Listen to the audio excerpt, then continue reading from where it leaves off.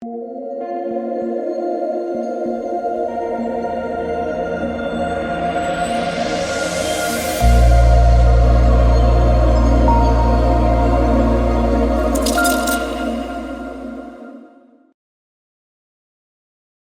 what is going on, guys? It's DK back at you with another video here for an early look at the Week 2 NFL main slate. If you guys are new, I cover content for DFS, NBA, NFL, niche sports, also for player prop sites like PrizePicks, Underdog, Parlay Play. Parlay Play, I'd like to thank them for sponsoring this video. You can use the code DKDFS for a $100 deposit match bonus. I'll also have the link down below, so make sure to click that link if you guys are interested. And yeah, my recommendation here, as I always say, is getting on as many of these DFS/sportsbooks as possible. So you can go, hunt for value and yeah, take advantage of these deposit match bonuses. So basically, Parlay Play, again, another player prop site. They have a ton of different stuff. They already have some NFL stuff up right now. But yeah, make sure to use that link. And if you do, make sure to hit me up on Twitter. If you use the link and deposit, hit me up on Twitter. I'll give you a free month of my Patreon player prop package. And if you guys are looking for more content, again, for either for DFS or for player prop stuff, you can check my Patreon link down below. And yeah, let's just recap everything from Week 1. So, Showdown last night went well for me. Garrett Wilson captain with Josh Allen, Diggs, Dalvin Cook, Zerline, and Hardy. And a few things to tilt about, though. Here, let's just go over it on Twitter. Hold on. Okay, here it is. Yeah, so this is, as you guys, if you guys have been watching my channel for a while, I'm always going to tell it how it is. But yeah, like these are the slappies that I lose to, right? Double defense and Breece Hall, who was completely unplayable last night.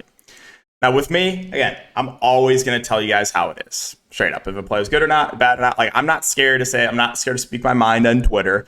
Very, very few people do what I do, will do that. They're just, they're not going to say anything. But, yeah, like, for example, okay, so I was high in the Jets D. I liked the Jets D last night. If you guys were on the Patreon stream, you knew that I was high in the Jets D.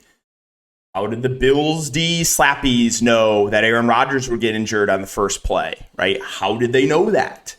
But basically, we knew the defenses were going to be a bit over-owned because of what happened the previous night with the Cowboys D. And then you have a guy like Hall, who, again, at his price point was completely unplayable. Now, again, and the result does not matter, right? That was like a 0.1% outcome for Breece Hall given his snaps. He played like 20% of the snaps and had a complete outlier game in those snaps. So, and Jesse said it best here. Here, hold on. I'll bring it up. Where is it? Yeah. So I see the one player who was absolutely unplayable today will now be required to bank. And he's, again, that's referring to Breece Hall, who we knew was going to be very limited. Like, if you really follow the Jets beat writers, you knew like they were going to give a bulk of the carries to Dalvin Cook, which they kind of did. And Breece Hall was at a price point where it just made him completely unplayable. But he just had that massive outlier game where he broke off like a 70-yard run. And of course, too, that was my one miss. I tweeted out some free underdog plays, which there is a pretty big edge with live player prop betting, right? Let's quickly talk about that, too. So I wanted to see, there's a few question marks for me of how the Bills are going to utilize their tight ends and how they're going to utilize their wide receiver 3. Now, we knew that Hardy was going to be the wide receiver 3, right? We talked about that in the YouTube video.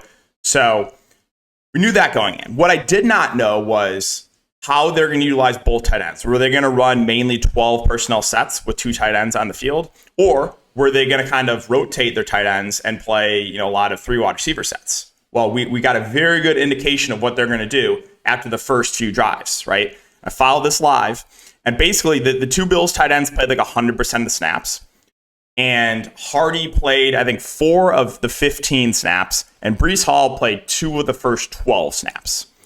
So this is what I took after looking at that data, watching the game, right? So Breece Hall played less than 20% of the snaps. I took his under. Of course, he breaks off 70-yard run in his next carry. That was the only miss. We took the under on Hardy. Who, if you were following the game along, you knew after the first few drives they weren't going to utilize him a ton. Now, he was the wide receiver 3. Like, he was their wide receiver 3, but they were mainly running 12 personnel sets. So I took the overs on both Knox and Kincaid. Worked out. Hardy under hit. Garrett Wilson over receptions hit. The only miss was a complete outlier in Breece Hall, who had that like 70-yard run. So, like I said, if you really are if you're really, sharp and are keeping track of what's happening in the game, you can make a lot of money live betting. And I post that over on Patreon. So that was nice to hit that one. Again, Breece Hall being the only miss. Just, ugh. But yeah, back to DFS. And someone said that in my Discord as well. They were like, oh man, I wish I would have played Breece Hall. I said, why? He was completely unplayable. He was like, well, he had I thought he was going to have like a long run, or I thought he was going to be very, very productive in his limited snaps. I was like, well, you realize that was like a 0.1% outcome for Breece Hall. If you replay those games, if you replay this game 100 times, Breece Hall is not getting what he did. That was the best of those 100 times if you replay it. Most of the time, if you give Breece Hall like 20, 25% snaps, whatever he finished with, I'll have to look up the data. It was around that. It was around a quarter or less than a quarter of the snaps. If you give that again to him at an 8K price point, he is going to fail like 98% of the time, right? And he was like 10%, 10 to 15% out. So he's just it's ownership versus chances of success. We talk about that a lot. But he was just a really bad play. Now, again, the outcome does not matter. And that is something I talk about a lot as well. It's a hard concept to grasp, especially if you're kind of a newer DFS player. But really, the outcome does not matter. Like, Breece Hall was a really bad play yesterday. Doesn't matter about the outcome. He was a really, really bad play. But yeah, that was the recap of the showdown. Still was a good night for me there. And then there was a few bets that I took. I talked about the Jets money line over on Patreon. That hit, and I was so tilted about that, obviously, because Aaron Rodgers gets injured right away and basically chalking it up to an L, and they come back and get the W. So I just disagreed with the Jets being home dogs to the Bills. That worked out $150 into $330. And then this was something that you guys know. If you watch any of my content, leading up in week 1, you knew I was extremely high on Tutu Atwell. Where is this? Hold on. Let me go to media. I don't know why it's not coming up. Okay. Yeah. So you guys knew I was all over Tutu, and no one played him on the main slate, right? Everyone slammed Marvin Mims. We talked about that in the stream, how I wanted to play Tutu over him at a fraction ownership in tournaments.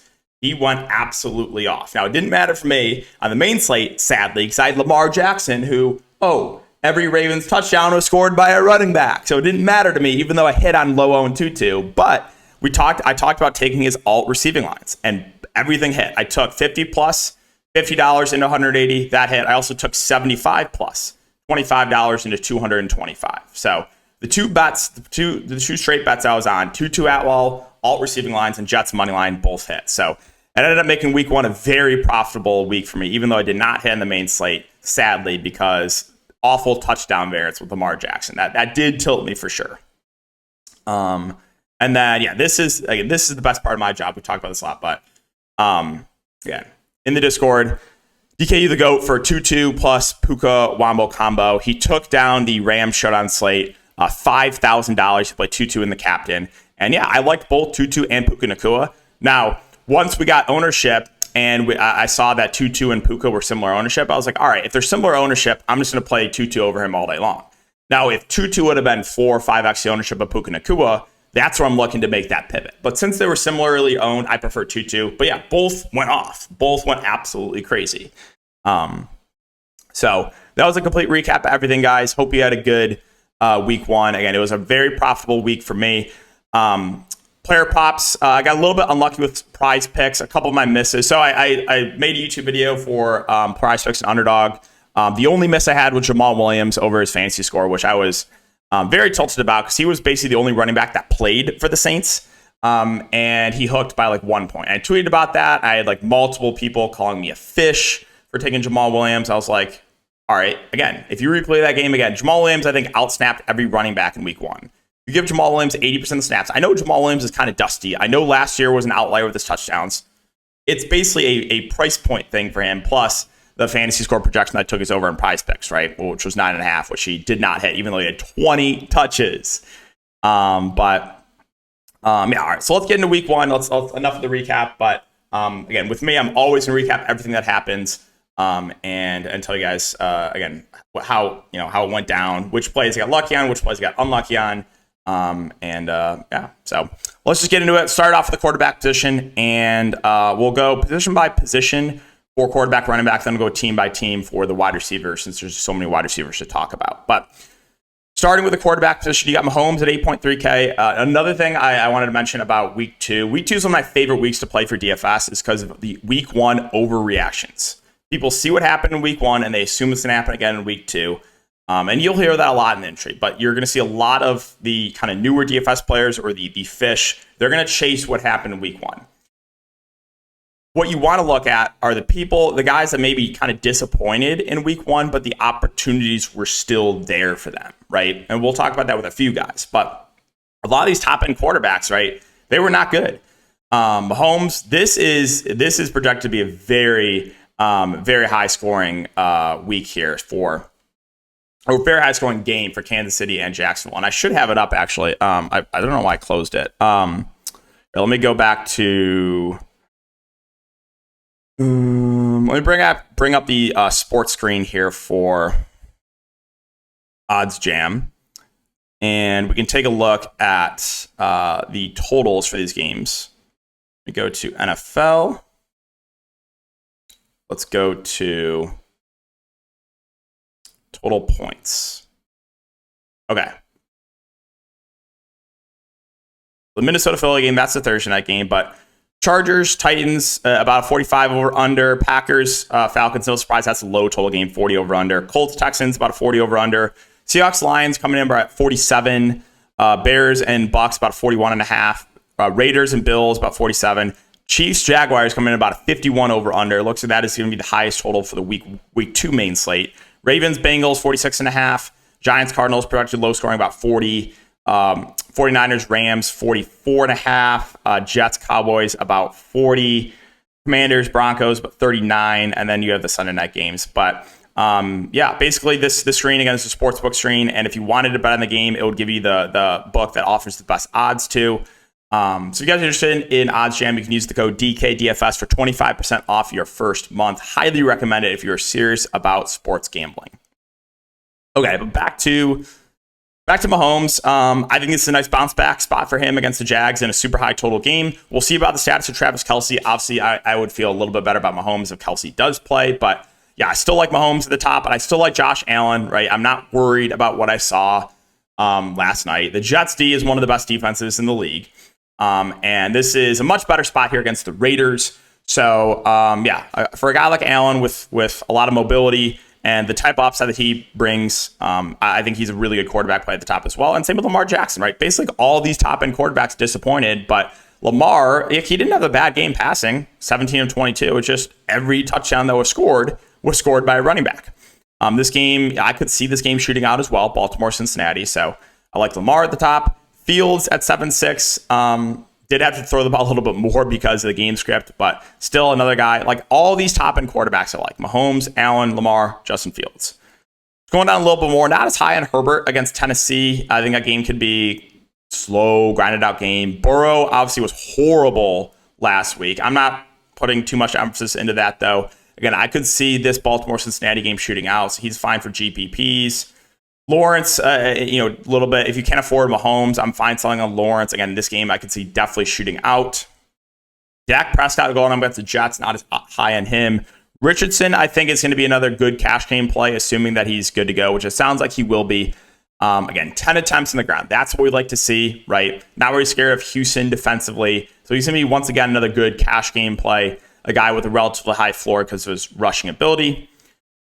Other cheaper quarterbacks, I don't hate going to Daniel Jones against Arizona. Obviously, he was awful. Everyone in the Giants was last week for them, but still, again, 13 rushing attempts, right? And this is a bit of an easier matchup here as well. So Jones, I think, is a nice bounce back candidate. What else? Purdy had a good week. I think he's fine. Stafford looked good. No one's going to be looking at the Rams offense because of the matchup against the 49ers. But Stafford did look really, really good week 1. Still have interest in Sam Howell as a cheaper quarterback. He was one of my favorite contrarian quarterback plays last week, and he had a solid game. Nothing crazy, 17 fancy points, but still somewhat mobile. Only 2 rushing attempts, a little bit disappointing, but he is a guy that can provide that on the ground. And I think that's basically it for quarterbacks. So let's move on to running back. And at the top, you got McCaffrey, who I was a little bit surprised about the workload. If you follow the beat writers and saw what they're saying, the coaching staff, they were like, all right, we're going to kind of take it easy on McCaffrey. And that was just not the case. McCaffrey was basically a bell cow back. So if you're going to get similar workload again for Christian McCaffrey going into week 2, he's obviously going to be one of the best running back plays of the slate. Involved in the pass game, 20-plus carries. A game they should be playing from ahead. So I like McCaffrey. We'll keep an eye on the status here of Austin Eckler. This is pretty important. He's dealing with an ankle injury. We can quickly talk about that if he misses. So if Austin Eckler misses, Josh Kelly's going to become a really good play. And then if you take a look at the Chargers depth chart, you have Elijah Dotson actually ahead of Spiller. So if there's no Kelly, we know the Chargers don't like using a bell cow back. So I would assume that Spiller would probably be the RB2. Dotson, Dotson would be the RB2 there, and he would be an interesting punt play if Austin Eckler misses. So then I think it would be Kelly RB1, Dotson RB2. So we'll monitor that status. But yeah, if there's no Eckler, Kelly's going to become a really, really good play. Saquon's fine. Bijan, So the Falcons are going to ground and pound the ball, but it's basically a split right now with him and Tyler Algier. So I think I would actually prefer going to Algier over Robinson if I'm going to pick between those 2 backs. Tony Pollard, here's another interesting one. He saw a majority of the snaps before the game was a massive blowout. Will people avoid him because of the matchup against the Jets? I'm more so interested, I don't care as much about matchups. I'm more so interested in workload, right? And Pollard was playing majority of snaps. You did see a little bit of Rico Dowdle, but those first 3 quarters, it was a lot of Tony Pollard. Involved in the passing game, saw most of the goal line work as well. I do like Tony Pollard quite a bit, even though it's not necessarily the best matchup. Derrick Henry actually got out-snapped by Spears, but it was more of a game flow thing. They were trailing, and that always is the concern with Derrick Henry, right? If the Titans fall behind early, they're going to kind of phase him out, which makes him more of a tournament play for me. But still, if you think the Titans are playing from ahead, he does have a very high ceiling. I'm fine with Jacobs, who saw most of the work there for the Raiders. I think he's a pretty good option. ETN, I was a little bit worried about Tank Bigsby, but he clearly outsnapped him. Sub 7K, is involved in the passing game. Another good mid-range running back play. Another injury news to monitor is Aaron Jones, left for the hammy, and the hammies always worry me. So I had to guess, I would say he does not play.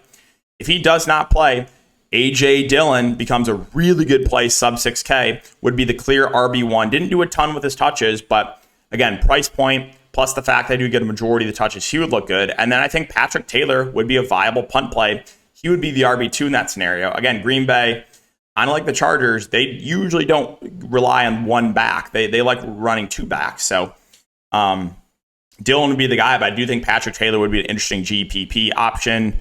Mixon still saw majority of the snaps for Cincinnati. He's another fine mid-range play. Again, the Jets running backs I'm probably going to stay away from. I think it's going to be relatively even split with Hall and Dalvin Cook once Hall is fully healthy or fully off a limit. They also did work Michael Carter saw a couple snaps as well. Let's see. Ken Walker, 5.8K. He still saw a good chunk of the running back snaps for Seattle. Did see 5 targets as well. That is good to see. Sub 6K. Kind of like him in the mid-range. Pacheco, you saw 3 running backs play for the Chiefs. That is a little bit concerning, but he did catch a good amount of balls. Cam Akers, I'm staying away there. He got outsnapped by Kerwin Williams, so if I'm going to play a Rams running back, it's going to be Kerwin Williams. Let's go to the Rams. Williams 5K, Cam Akers 5.7. Williams was much more productive as well, which that was a surprising thing. Kind of no one saw that coming, but I would rather play Kerwin Williams over Cam Akers there. Let's see, scrolling down a little bit more. I do think Rachaad White's an interesting bounce back candidate here. He saw a majority of the running back snaps for Tampa Bay, and he is involved in the passing game. Reasonable price point for Rachaad White, so I think he's an interesting bounce back candidate. I'm going to stay away from the Bears backs. Probably not going to go there. Robinson, again, you saw 3 running backs play for Washington. That was a little bit concerning. You talked about Kelly. If there's no Eckler, he becomes a really, really good play. The Ravens running backs. So J.K. Dobbins, really brutal luck for him. Another injury, out for the year. But now you're going to see Justice Hill and Gus Edwards kind of operate as the RB1, RB2. Hill is 4'9", Edwards is 5'3". I think both pretty good running back plays. Melvin Gordon will be the RB3. I think he'll kind of just be there, maybe get a couple touches. I'm not really interested in Melvin Gordon.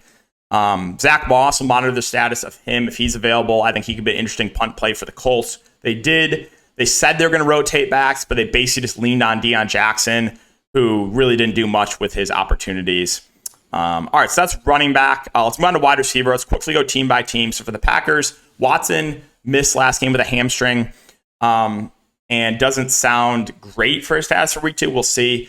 The issue with Green Bay is the rotated wide receivers. Dobbs, Reed, Heath, Toure, and Ricks. They kind of all rotated him. They said they're going to limit Dobbs. He caught 2 touchdowns on 5 catches. Bit of an outlier. Yeah, I think these guys are all fine tournament plays, but again, I don't like how they rotated them. For Atlanta, basically outside of Drake London, I'm just not going to target anyone. They're a ground and pound team. So yeah, outside of London, I don't have much interest there. For the Raiders, big piece of news to monitor here is the status of Jacoby Myers. Now, the Raiders ran a lot of just 2 wide receiver sets with just Adams and Myers. You didn't see much Renfro. You saw a few snaps for DeAndre Carter, but that was it. The question here is, if Myers misses, which I don't think he'll play, do they go to Hunter Renfro in 2 wide receiver sets? So does he play in 2 wide receiver sets, or do they go to a guy like DeAndre Carter? That I'm not sure. If it's Renfro and he plays, majority of the game at sub 4K, I would have a lot of interest in him. So yeah, that is maybe with some clarity on that. For the Bills, obviously Diggs and Get Davis played majority of the game. I like Diggs at the top. I'm not interested in the wide receiver 3 just because it was mainly just the tight ends, right? They ran a lot of 2 or 12 personnel sets there. For Baltimore, Zay Flowers, I think is going to be a relatively popular play, but he played a majority of the game when it's very productive, 10 targets. Bateman saw his snaps go down. It was a lot of Zay Flowers and Odell Beckham, but yeah, if I'm picking between these Ravens wide receivers, it's definitely going to be Zay Flowers. For the Bengals, Chase, Higgins, I think they're nice bounce back candidates here. Interesting to see what the ownership is on them after disappointing week 1 for Cincinnati. For Seattle, nothing really to mention here. I mean, a lot of Metcalf and Lockett. Lockett did get a little bit banged up. Is he? I think he's good to go. What's force? Okay, he was cleared to return. And then JSN played in the slot, so no real strong takes there for Seattle. For Detroit, Amon-Ra St. Brown, really good spend up wide receiver. Clear top guy, going to get, close to double-digit targets every single game. If I'm playing another Lions receiver, it's definitely Josh Reynolds, who played a good chunk of the game, had 7 targets and a sub 4K. I think he's a pretty good punt play at wide receiver. Marvin Jones Jr. looked like he is dust, and he looked like dust out there, and then you just saw a little bit of snaps for Khalif Raymond. For the Colts, I don't love anyone here. Again, I like Anthony Richardson as a play for cash games because of his mobility, but I'm still not super confident in his passing ability. If I had to play one, it probably would be Pittman at the top, but not in love with the Colts receivers. For the Texans receivers, I think Nico Collins actually is a pretty good play. He played a majority of the game and did have 11 targets, sub 5K. Kind of like him. Outside of that, I don't think I'm going to get to anyone else. I still like Tank Dell kind of as the season progresses. I think he's going to overtake Noah Brown, but right now they were splitting snaps in week 1 for Kansas City, so I don't think anyone's going to play these Chiefs wide receivers. I do think the snaps go up a bit on Tony, who was limited week 1. Obviously had a just horrific week 1. MVS, Sky Moore, they played the most. I think I'm going to play a Chiefs receiver. It's going to be Sky Moore, who operated a lot in the slot. Obviously, he had a very disappointing week 1 as well.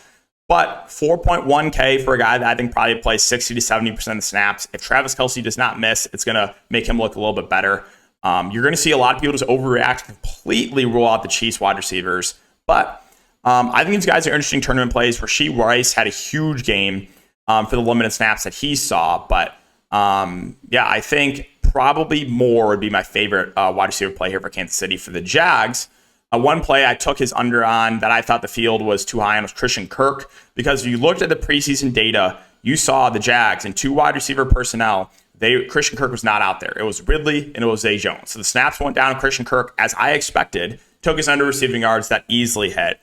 Ridley, it was a guy that was high going into week 1, and he had a huge week. He's going to be a popular play, but for good reason. He's their clear go-to guy. And This game, has all the makings for shootouts. I like Ridley quite a bit at the top, and I kind of like Zay Jones' value too. He was the wide receiver too, 7 targets, sub 5K price point. That looks good. I know Christian Kirk was really bad week 1. The snaps went down, but I would just rather spend up for Ridley or even spend down for Zay Jones. All right, for Chicago, I mean, you can look to Moore and Mooney for tournaments, but again, this is going to be more of a run-first team. For Tampa Bay, it's Evans, it's Godwin. I prefer Godwin slightly to Evans if I had to pick between the two. For the Chargers, Keenan Allen, always a safe play at the top with a ceiling. Mike Williams, more that boomer bust guy. And then Palmer was the clear wide receiver 3 over Johnston, so I think he's an okay punt play there at 3-4. For Tennessee, Hopkins was peppered with targets. Actually looked okay. I think he's an interesting play there. And then Treylon Burks led the receivers in snaps at 4.5K. Didn't do much with them, but if I had to pick a second receiver for Tennessee, it would be him. For the Giants, I mean, it's hard to make anything out of week 1, right? This got completely killed. They played 5 wide receivers. They kind of rotated them. If you want to take some shots in these guys for tournaments, you can. I don't really feel great about anyone kind of looking at the salaries too. For Arizona, it was Brown, Moore, and Michael Wilson as the top 3 wide receivers. Again, they're all relatively cheap. Michael Wilson, 3.3K, 2 catches and 4 targets, an okay punt play, I guess. San Francisco, so Ayuk, a bit of an outlier performance from him. Obviously, 8 catches, 129 yards, and 2 touchdowns. I think he's fine, but I think my issue with him is I think he's going to be a bit overowned. Deebo Samuel, 5'6", wasn't as good. I think if I was going to play a San Francisco wide receiver, I would rather go to Samuel because I think the ownership would be lower on him. For the Rams, so you guys knew all week, right? I was very high in these Rams cheap wide receivers, especially Tutu Atwell. No one wanted them. Tutu was like 1% to 2% owned. Absolute smash. Now the price point went up in him, but here's my reason for liking these Rams receivers. They do not rotate guys. The Rams just play their starters and they play them like the entire game. And you saw that week 1. Nakua, Tutu Atwell, Van Jefferson played like most of the game. You saw a few snaps for Ben Skoranek, and that was basically it. So this is a tough matchup. I don't think anyone's going to play these wide receivers. I still like Tutu Atwell. I think he's their wide receiver 1 when Cooper Kupp is out. Not as high in Van Jefferson, even though he saw a lot of snaps. I think the ceiling's just higher on Tutu. And then Puka Nacua had a huge week. 15 targets. I think he's fine too. But if I'm going to pick a Rams wide receiver here, I think it's going to be my boy, Tutu Atwell. For the Jets, so with Aaron Rodgers now out for the year and Zach Wilson playing quarterback, not great. Also, they played a lot of 2 wide receiver sets. McCole Hardman did not even play. Randall Cobb played a little bit, but he's dust. Lazard's, I don't love the price point. If I'm going to play a Jets receiver, it's going to be Garrett Wilson. But again, with Zach Wilson as quarterback, a little bit tough to feel great about that. For Dallas, again, they didn't have to throw a ton because they just destroyed the Giants. But I do like CeeDee Lamb at the top. I think Cooks is a reasonable play in the mid-range. He's their clear wide receiver too. Not a ton of interest there in Michael Gallup. And finally, Washington. I kind of like these guys at the price points. McLaurin at 5'7" and Dotson at 4'9". The clear wide receiver 1 and wide receiver 2. Dotson outperformed McLaurin last week, but I do think the ceiling is higher on McLaurin. And finally, Denver. So this is a little bit surprising. Everyone in the industry thought Marvin Mims was going to be the wide receiver 2 with Jerry Jeudy out. That was not the case. It was Little Jordan Humphrey, and it was Brandon Johnson that outsnapped Marvin Mims. I can't say I expected that either. I definitely did not expect that. But yeah, Courtland Sutton was the clear wide receiver 1. He played most of the game. 5.4K, especially if there's no Jeudy again. I do kind of like him. I probably would stay away from the value of these Denver wide receivers if Jared Jeudy is out. If Jared Jeudy plays, you don't have to worry about the Denver wide receivers. All right, let's quickly talk about tight end, and then we can get out of here. I don't want to make this video too long. Tutu, hey, you see what I did there, right? Green Bay, I do like Luke Musgrave a lot for value. Not like an amazing week 1, but played the majority of the game. 3 catches, 4 targets. And again, with Green Bay kind of rotating their wide receivers, I think my favorite target in the passing game would be Luke Musgrave for Green Bay. For Atlanta, I mean, they're just a run-first team. Pitts still, played a lot, but it's just, this Atlanta team is gross. Pitts is okay, I guess, for tournaments. For the Raiders, not a ton here that I love. For the Bills, I really like these cheap tight ends in Kincaid and Knox. They played most of the game, right? They ran mainly 2 tight end sets here with Kincaid in the slot. I think this Bills offense is in for a nice bounce back here in week 2. I really like both these Bills tight ends. Kincaid at 3.3K, Knox at 3.1. Yeah, I think I'm really, really high in the Bills tight ends. For Baltimore, we'll keep an eye on the status of Mark Andrews. I was punished by playing Isaiah Likely. Still saw majority of the game. I still would have Anderson Likely if Andrews is out. He played 71% of the snaps. I'm not going to overreact too much. I know the wide receiver core is better this year than it was last year, but Likely is still a really good pass catcher. So, like, I would still be fine going back to Likely if Mark Andrews does not play. If Mark Andrews plays, I'm obviously not going to consider Likely. For Cincinnati, Irv Smith, I guess, is okay. Not for the Seahawks, I'm probably not going to look to their tight ends. For the Lions, one guy that I liked in that Thursday Night Football game was Sam Laporta. Played most of the game, 5 catches and 5 targets, sub 4K price point. I think he's a fine value play. Probably not going to look to the Colts tight ends. I don't love Dalton Schultz. For Kansas City, this is huge. That is for Travis Kelce. If Travis Kelce plays and is not limited, then obviously he's a good spend up. There would be a little bit of worry for injury concerning a re-injury. If Travis Kelce does not play, I'm fine going right back to Noah Gray. Played close to 100% of snaps, ran a ton of routes, 5 targets, and is really cheap. So I would be fine going right back to Noah Gray if Travis Kelce is out. For the Jags, Evan Ingram's 4.8K. I don't love that price point, but still, this is a game that has shoot out potential, as we've talked about a few times. For the Bears, Komet, I don't love it. For Tampa Bay, Otten, For the Chargers, I don't love the price point at Everett. For Tennessee, I do think Okongwu is an interesting bounce back candidate. He played most of the game, 0 touchdowns, 2 targets, but still a guy that is cheap, and I do have a little bit of interest in him because I think no one will play him after week 1. For the Giants, my worry with Darren Waller was that, the hammy kind of worried me, but he had the best game, I guess, of these Giants pass catchers, 3 catches and 5 targets. The price point I don't love, but I do think Waller, when healthy, is going to be very involved in this Giants offense. For the Cardinals, Zach Ertz, he had a lot of targets, 6 catches, 10 targets. I think he's an interesting value play here. I don't mind going to Ertz at the price point. For the 49ers, you got Kittle at 5.3K. Didn't do much week 1. I don't love the price point on him. For the Rams, I like Tyler Higbee. It's the same reason I like the Rams wide receivers of he's just not going to come off the field. So I know this is not the best matchup, but no Cooper Kupp. One of these Rams, one of Higbee, Nakua, Tutu Atwell is going to have a really good game at their price point, right? The Rams, they're even though it's a tough matchup, they're still going to be able to move the ball. So still have interest in Higbee there. Don't love the Jets tight ends. For the Cowboys, this is another one, right? Process over results. I was very high on Jake Ferguson for the showdown slate, and I should have been. It was the right move to be high on Jake Ferguson. 7 targets, but only 2 catches, and again, then they just didn't have to throw the ball. He didn't play much. Didn't play a ton second half because of the massive blowout. They said, and Dak Prescott specifically said, Jake Ferguson's gonna have a big year. He was their clear tight end 1, 3.3K. Was very involved, just didn't have the best production week for week 1. But again, no one really did for the Cowboys passing attack because they didn't have to throw the ball. But I like Ferguson there.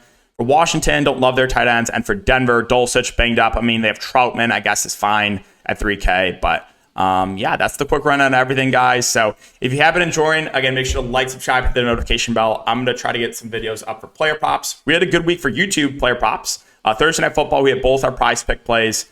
And then for week 1, main slate, the only miss we had, we gave out 5 player props. The only miss I had was Jamal Williams, who hooked me. And apparently I'm a fish. Again, for the comment section on Twitter, I'm a fish for taking the Jamal Williams over, who played the entire game. There's no other running backs that played. But I'm a fish for taking this over. Right, okay. But yeah, thanks again, guys. Enjoy the rest of your day. Keep an eye out for future content. I'll have the Thursday night video showdown maybe up after this, so monitor that as well. But we'll see you all in the next video.